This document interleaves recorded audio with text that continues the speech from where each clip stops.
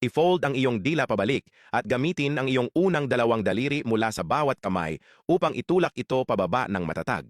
Susunod, pindutin ang iyong mga pointer finger sa mga gilid ng iyong bibig upang harangan ang hangin at tiklop ang iyong mga labi sa ibabaw ng iyong mga ngipin. Huminga ng malalim bago hawakan ang iyong unang buko. Pagkatapos ay huminga ng malakas. Itinutulak nito ang hangin sa ibabaw ng iyong dila at sa maliit na puwang sa pagitan ng iyong mga daliri.